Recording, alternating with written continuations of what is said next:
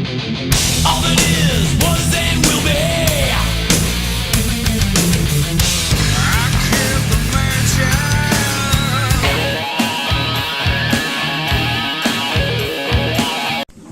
Hey guys and gals, what's going on? John Milton here. I'm back today for another video for y'all, and today I found to get into the discussion and debate video which I posted on YouTube and Facebook a while ago, where I asked you guys and gals to choose a topic for me to talk about, and the two dudes that mentioned a couple of things, you both know who you are, absolute legends, and yeah, today I found to get into that video for you two, and I hope that anyone else who views this video enjoys it, and hopefully to be the best that I can deliver. And yeah, today guys and gals, I'll be talking about the couple of subjects that a couple of dudes suggested to me, in the form of which 3 albums have been the most striking to me, and also how I can tell how older bands have influenced modern bands. And I'm actually going to combine the two, so it's sort of a piece, it's both of the dudes that suggested these topics. I'll be talking about the 3 albums that stood out to me, and also how those artists have influenced the more modern artists. So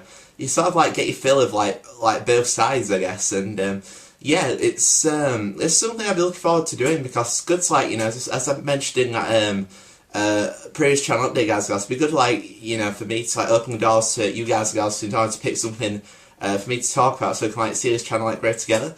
And yeah, I think that'd be really, really cool. So yeah, let's get started, guys. The first album that stood out to me as striking is the Black Album by Metallica. This was one of the first proper metal albums that I ever bought. It was either the Black Album, which is also known as Metallica, or Soundgarden Super Unknown. I think I was 13 or something when I first obtained a copy of the CD from eBay, and I previously heard the song Enter Sandman, as probably most people do when they first discover it in Metallica. So, and yeah, I was curious as to what the rest of the album, i.e. Metallica the Black Album, would sound like. And when I first put it in my CD player, I was just, after listening to it, at first, as you do, being a 13-year-old, I don't know, I didn't really take much in, but over time, as I started to listen to this album more and more, something just clicked. I realised that these collection of songs were very, very special, and the album definitely deserves the acclaim it received when it was first released in 1991. So I can remember watching a documentary on Metallica on, I think it's VH1 or something,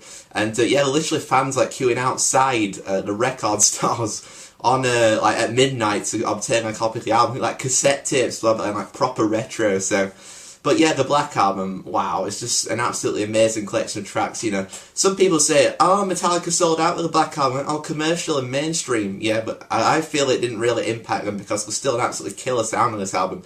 It's a good evolutionary step following their previous studio album, 1988's Injustice for All, where they sort of maintain the thrash tendencies of their first 3 studio albums, but they were sort of switched it to a more heavy metal based sound. And I think it really benefited them, because you got it's really groovy and really rhythmic at times.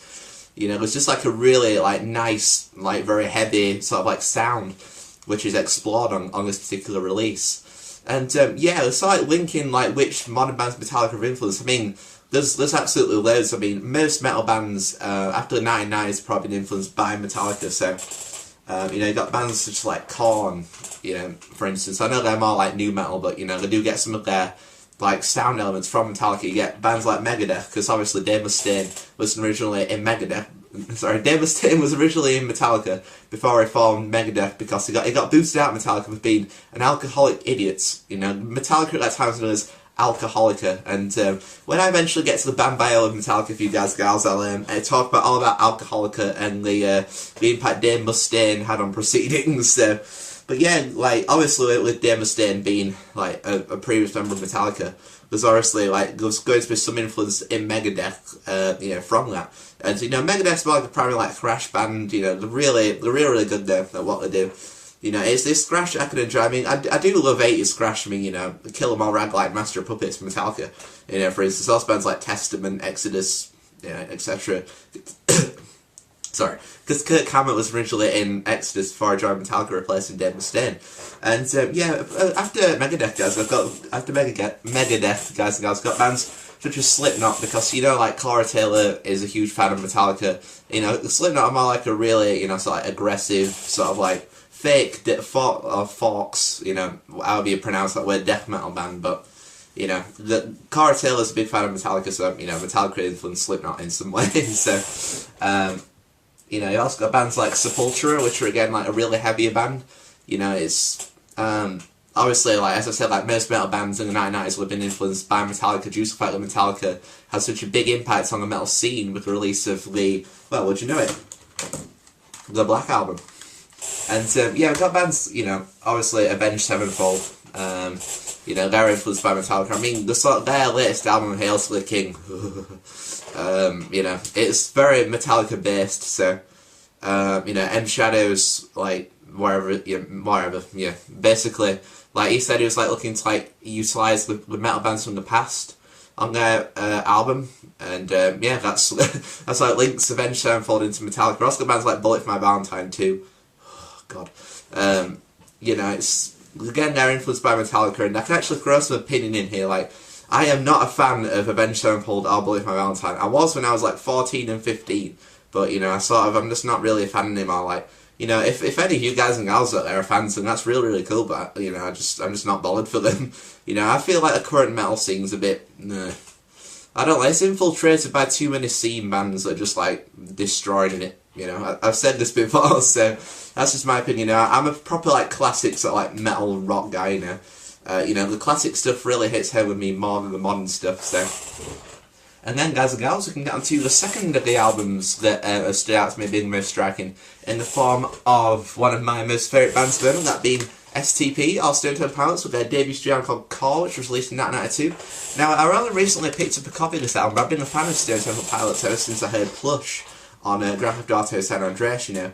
But unfortunately, that game doesn't, like, play the full song, so, you know, I took it upon myself to, like, check out the full song, and I'm glad that I did, because, you know, it's just awesome. And then, you know, I knew which album it was from, but, you know, it took me a while to, like, check it out. Like, you know, as like, some people may have known, like, YouTube uploads, like, full albums, some people on YouTube, like, upload full albums now, and, you know, I listened to Core, and I was just like, wow, I knew straight away, it's like, Plush just wasn't, like, a one-off, so, and, yeah, it's just an album, like, you know, it's phenomenal, you know.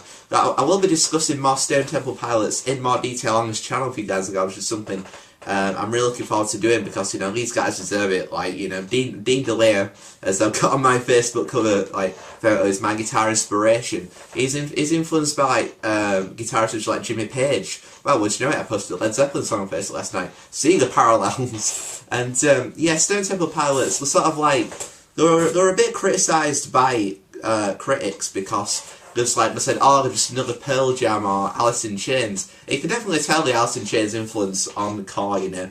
On future releases such as Purple, for instance, their 1994 second studio album, you know, Stone Temple Pilots sort of like finding their own identity by, you know, focusing less on like a grunge sound and more so like a classical rock / country sound, especially the song Interstate Love Song, which is like their second biggest song after Plush.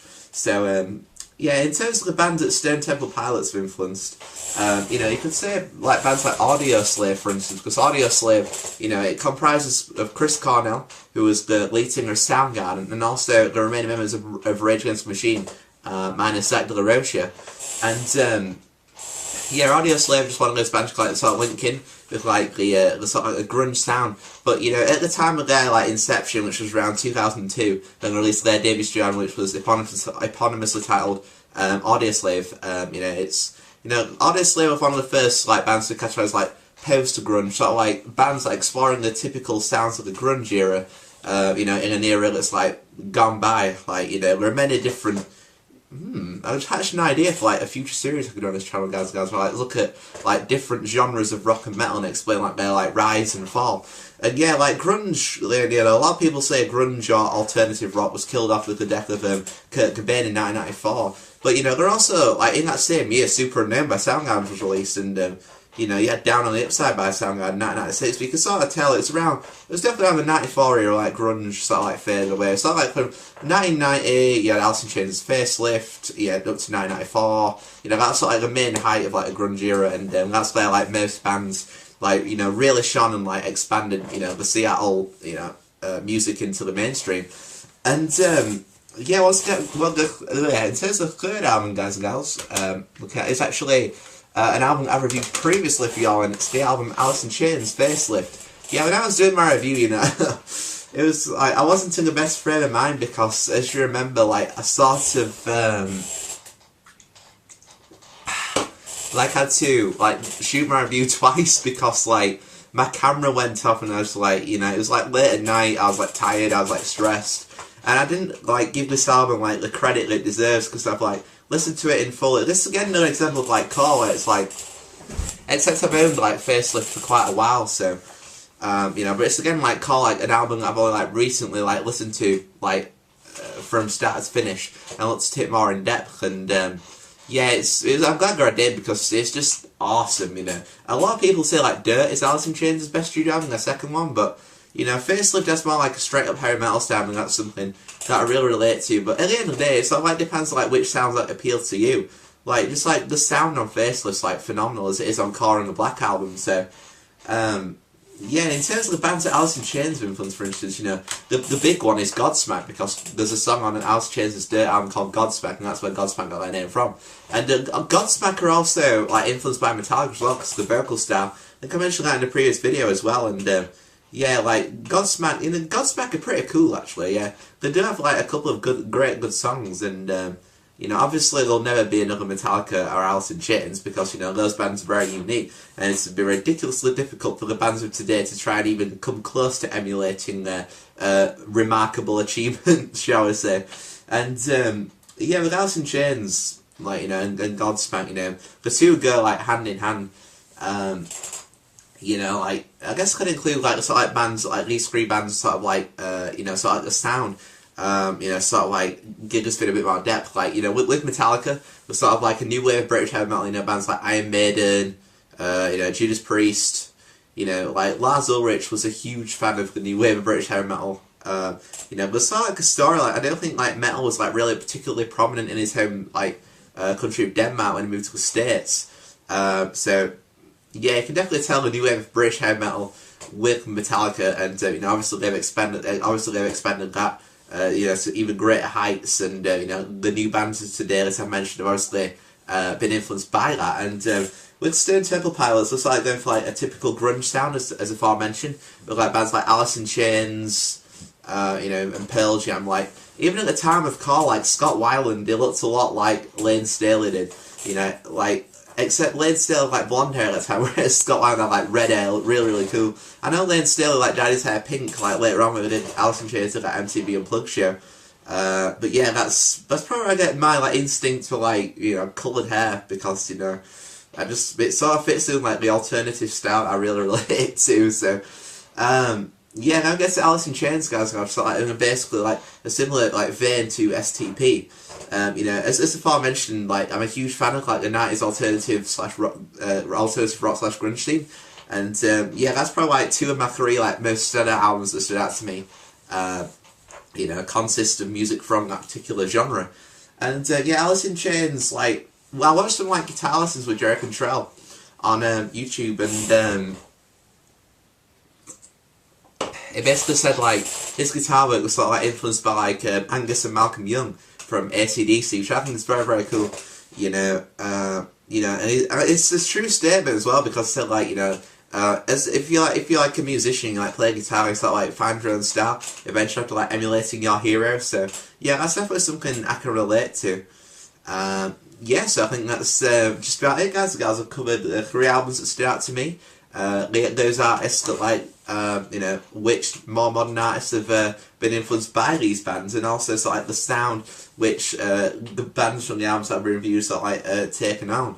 And yeah, guys, so I hope you've all enjoyed this video, and yeah, again, special mentions to Andy and Trav, you absolute legends, for suggesting this topic of discussion. And yeah, guys, hope you've all enjoyed this video, and I shall catch you all in the future for another one. So until then, I've been John Milton, and as always, stay safe, stay strong, and I'll see you all in the future forever.